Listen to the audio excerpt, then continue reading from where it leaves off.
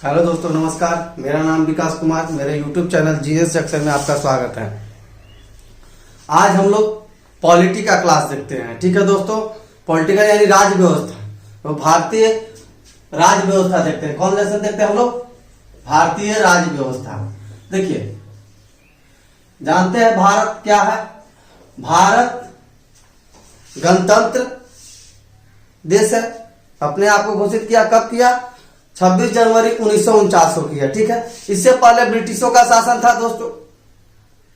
British वहां से rule बना बनाकर अपने देश से, ब्रिटेन से बनाकर लाते थे और हमारे देश में लागू करते थे, हम पे शोषण करते थे, गुलाम बनाकर रखे थे दोस्तों।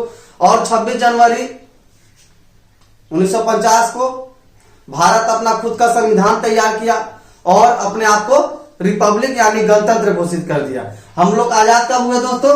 भारत की आजादी हुई 15 अगस्त 1947 में। तो बच्चे जानते हैं। ठीक है दोस्तों, अब हम लोग जानते हैं कि संविधान क्या है। देखिए, संविधान बहुत सारे बोलते हैं रूल रेगुलेशन, भाई क्या है? देखिए, संविधान वो है कि किसी भी देश को सुचारू रूप से चलाने के लिए जो नियम कानून संसद के द्वारा बनाया जाता है उसे क्या बोलते हैं? उसे संविधान कहते हैं। जैसे भारत का संविधान, ब्रिटेन का संविधान, अमेरिका का संविधान, फ्रांस का, सब अपने सभी देश का अपना अपना रूल रेगुलेशन है, सभी अपना संविधान। संविधान देखिए दो वर्डों से मिलकर बना है। कौन कौन वर्ड? एक है सम प्लस विधान।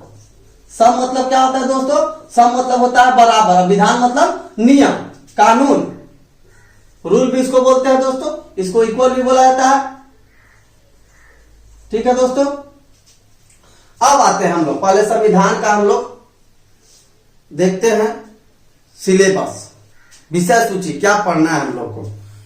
देखिए, पहले तो हम लोग संविधान में हम लोग एक प्रस्तावना है, भारतीय संविधान में एक अनुसूची है, एक भाग है और एक अनुच्छेद है। मैं इंग्लिश भी साथ में करते चलता हूं, लिख देता हूं। देखिए, प्रस्तावना को इंग्लिश में प्रीएम्बल बोला जाता है। क्या बोला जाता है दोस्तों? प्रीएम्बल। अनुसूची को शेड्यूल बोला जाता है। भाग को आप लोग जानते हैं पार्ट बोला जाता है और अनुच्छेद को क्या बोला जाता है? आर्टिकल बोला जाता है, या इसको शॉर्ट में एक्ट भी बोलते हैं। क्या बोलते हैं? एक्ट बोलते हैं। समझ गए? ठीक है दोस्तों, तो देखिए हमारा संविधान कब बना दोस्तों? हमारा संविधान बनकर 26 नवंबर 1949 को अंगीकृत हुआ, आत्मार्पित हुआ, या हमारा संविधान को बना और लागू कब हुआ दोस्तों? देखिए, दोनों में डाउट है दोस्तों। पूछता है कभी कभी क्वेश्चन कि संविधान कब बना, संविधान कब लागू हुआ, तो ये कंफ्यूजन आप ना हो। याद रखिए दोस्तों, संविधान बना है 26 नवंबर 1949 को। इसी के जो डेट बना, इसी को संविधान दिवस भी घोषित किया गया दोस्तों। संविधान दिवस मनाया जाता है 26 नवंबर 1949 को मनाया जाता है दोस्तों। ठीक है, और 26 जनवरी 1950 को क्या हुआ था? हमारा संविधान लागू हुआ था। यानी उस दिन से हम लोग लोकतंत्र के साथ साथ गणतंत्र देश भी अपने आप को घोषित कर दिए। ठीक है दोस्तों, अब आते हैं कि भारत में कौन सा सिस्टम है, राजतंत्र है कि गणतंत्र है कि लोकतंत्र है। तो देखिए, भारत में तो राजतंत्र पहले हटा दिया गया, अंग्रेजों के जाने के बाद हम लोग फ्री हो गया, तो हम लोग अपने आप को लोकतंत्र के साथ साथ गणतंत्र घोषित कर दिए। चलिए पहले हम लोग दोस्तों कि लोकतंत्र और गणतंत्र क्या है। ठीक है दोस्तों, तो देखिए भारत में जब ब्रिटिश थे उसी टाइम से हमारे यहाँ लोकतंत्र शुरुआत हो गई थी, इनडायरेक्टली, अप्रत्यक्ष रूप से। कब से? देखिएगा, थोड़ा सा मैं इतिहास में लेकर चलना चाहता हूं।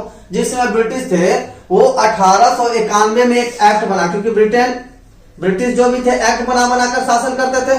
1891 का एक एक्ट है, जैसे आप 1793 का regulating act, Pitt's act, Bharat शासन अधिनियम, ये भी काउंसिल एक्ट, ये सब सुने होंगे। तो ऐसे ही एक एक्ट था, ठीक है ना। तो इसमें आया सबसे पहले इनडायरेक्ट इलेक्शन। बोला कि भाई चलो हम अपने असेंबली में बैठाएंगे, क्योंकि अंग्रेज हम लोग को गुलाम समझते थे। हर जगह वो लोग बोलता भी चलता था, Indian dog and Indian are not allowed.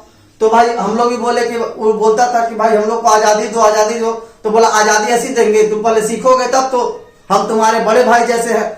जैसे बहुत सारे भारतीय महापुरुष बोलते थे और विदेशों में कि आप मेरा हेल्प कीजिए, तो भाई हर जगह वर्चस्व किसका था? ब्रिटेन का था, क्योंकि भारत के अलावा वर्ल्ड का जितना भी आप भूभाग देख रहे हैं, वर्ल्ड का 1/3 भाग पे ब्रिटेन का राज था। किसका राज था दोस्तों?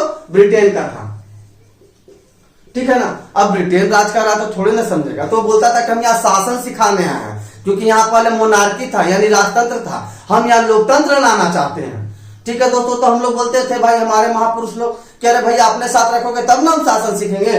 तो सबसे पहले 1891 का एक्ट आया, उसमें बोला है कि यहीं से लोकतंत्र की शुरुआत हुई भारत में इनडायरेक्टली। इसमें यह हुआ कि चुनाव का नहीं था बात, इसमें नॉमिनेट किया जाता था। क्या किया जाता था? नॉमिनेट, जिसके जो भी अंग्रेज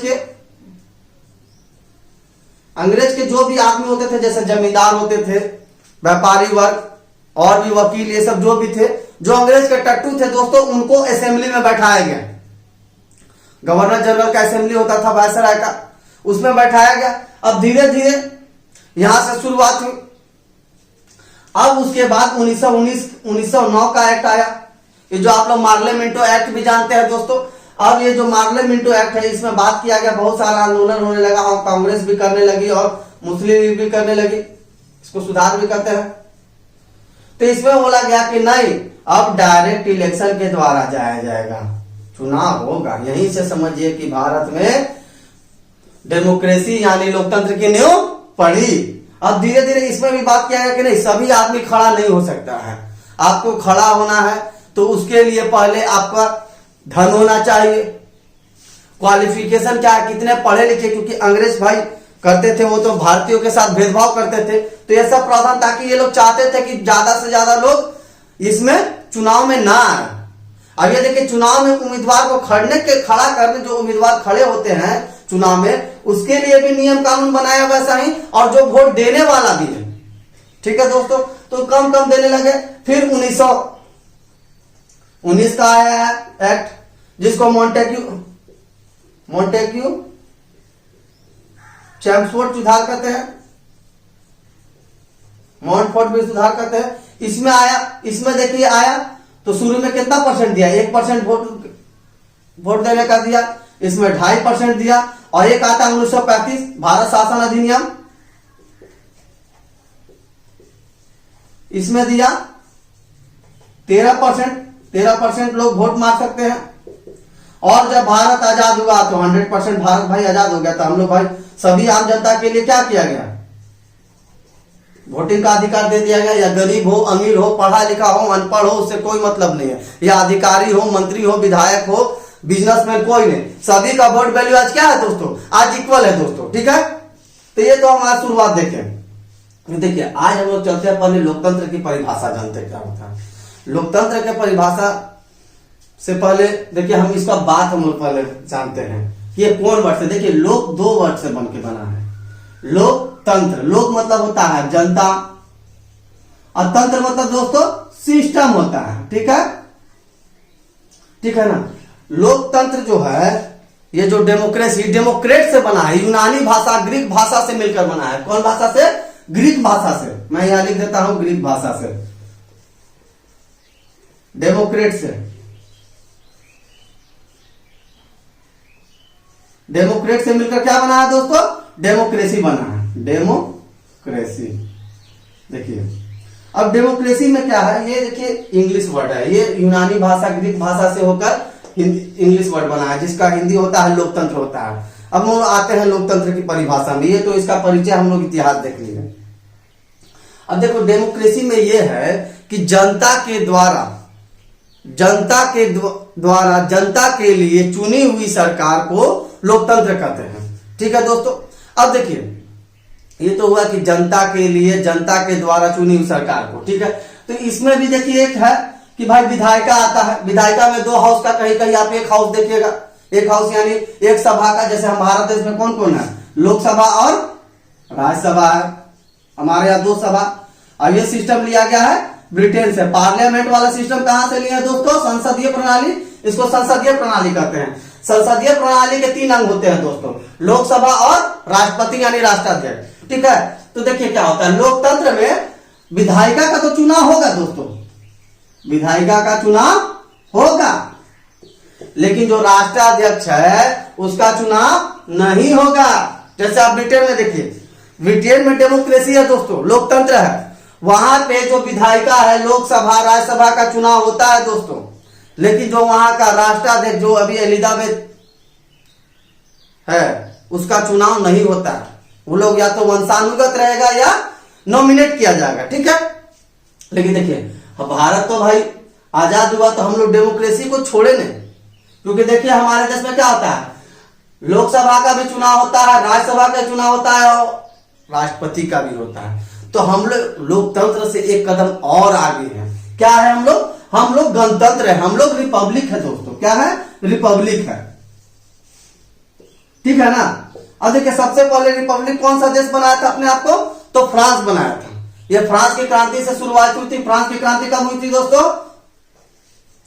14 जुलाई 1789 से। यहीं से 3 वर्ड निकले हैं, मैं यहां लिख देता हूं शॉर्ट में ALEF। एल मतलब हो गया लिबर्टी, ई मतलब हो गया इक्वलिटी। यह हमारे भारत संविधान में रखा गया है। और एक मतलब हो गया फ्रेंडशिप, ठीक है ना। तो देखिए क्या हुआ कि फ्रांस सबसे पहले अपने आप को गणतंत्र घोषित किया। तो देखिए वहीं का सिस्टम हम लोग अपनाए। तो वहां जैसे होता है 2 हाउस, लोकसभा और राज्यसभा का तो चुनाव होगा, और साथ साथ राष्ट्राध्यक्ष उसका नॉमिनेट नहीं होगा, उसका क्या होगा? उसका भी चुनाव होगा रिपब्लिक में। यहां तो देखिए दोस्तों खिचड़ी हो गया, मैं थोड़ा मिटा देता हूं। अगर आप लोग लिख लिए होंगे, समझ गए होंगे तो मैं थोड़ा सा हट जाता हूं, तो उसको थोड़ा सा मैं मिटा देता हूं ताकि आपको समझ में आए अच्छे से। देखिए यहां क्या होता है, चुनाव नहीं होगा। किसमें? लोकतंत्र में। क्या होगा? वंशानुगत चलेगा। वंशानुगत यानी डायनेस्टी या नामांकित यानी नॉमिनेट। लेकिन लोकतंत्र में क्या होता है दोस्तों? लोकतंत्र में विधायिका के साथ साथ इसका भी चुनाव होगा।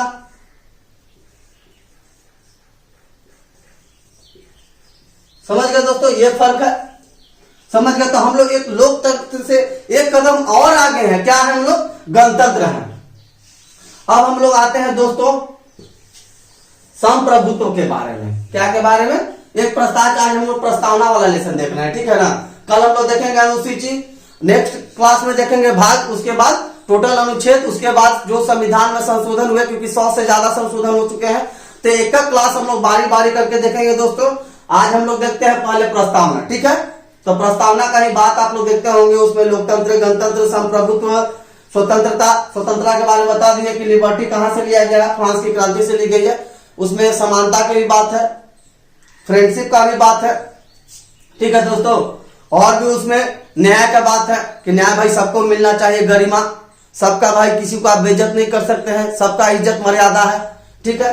अब हम लोग आते हैं, आप सुने होंगे संप्रभुत्व, इसी के बारे में एग्जाम में भी पूछता है और डाउट भी रहता है लोगों को। देखिए संप्रभुत्व का कहने का मतलब होता है कि भारत सरकार के आंतरिक मामले या बाह्य मामले में कोई हस्तक्षेप नहीं कर सकता है।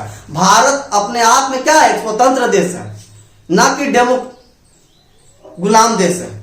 समझ गए ना? डोमिनियन स्टेट, डोमिनियन जैसे आज भी देखिए ऑस्ट्रेलिया और साउथ अफ्रीका और भी देश जो भी है, वो लोग को स्वतंत्रता नहीं मिली है दोस्तों। उन लोग को डोमिनियन स्टेट का, ये ब्रिटेन का उन लोग पे कब्जा था, जैसे भारत पे कब्जा था ब्रिटेन का, तो लोग को डोमिनियन राज्य का दर्जा दिया गया, लेकिन हम लोग स्वतंत्र हुए हैं। तो हमारे जो भी मामले हैं उस पे ना कोई भी विदेशी सरकार, ना कोई आतंकवादी संगठन या कोई भी जैसे सार्क है, बिम्स्टेक है, यूएनओ है, कोई हम पे दबाव नहीं डाल सकता है। हम अपना फैसला या हमसे भारत सरकार किससे कोई भी देश से रिलेशन रखना है या व्यापार करना है या किसी पे वार करना है या संधि करना है, वो खुद का मालिक है। यानी भारत सरकार के जो भी आंतरिक मामले हो, बाह्य मामले में कोई हस्तक्षेप नहीं करता। यही होता है संप्रभुत्व, यानी अपने आप में संप्रभुत्व यानी खुद का मालिक है, ठीक है दोस्तों। अब इसमें आते हैं न्याय का बात। अब जानते हैं कि न्याय भारत में सभी के लिए, कमजोर वर्ग हो या पैसे वाले हो, सबके लिए न्यायपालिका में कानून का शासन की बात कही है, यानी कोई भी आदमी कुछ भी गलत करेगा उसको जो अमीर आदमी भी करेगा उतना ही सजा मिलेगा, और अगर गरीब आदमी भी करेगा तो उतना ही सजा है। इस यानी समानता का बात है दोस्तों। और कौन से वर्ड आया याद रखिएगा, फ्रांस की क्रांति से कब हुई है, 14 जुलाई 1789, उसी से 3 वर्ड आए हैं। लिबर्टी यानी स्वतंत्रता इसको बोलते हैं, इक्वलिटी मतलब आप लोग जानते हैं समानता, ये हमारे संविधान में दिखता है दोस्तों। और फ्रेंडशिप यानी बंधुत्व का बात किया गया है कि भारत के सभी आम जनता सब भाई बहन है, दोस्त है। आम नागरिक जितने भी हैं, आम हो खास हो, सभी में फ्रेंडशिप रखना है। लड़ाई झगड़ा या कुछ भी, कोई भी धर्म या कुछ भी लेकर, भाषा को लेकर ये सब नहीं करना है, ठीक है। नॉइज नहीं फैलाना है, ठीक है दोस्तों। कल हम लोग देखेंगे अनुसूची, ठीक है दोस्तों। हम बता देते हैं कि पहले अनुसूची 8 था, अब 12 हो गया है, ठीक है ना। तो कल का लेसन में देखेंगे दोस्तों। आज के लिए बस इतना ही, ठीक है।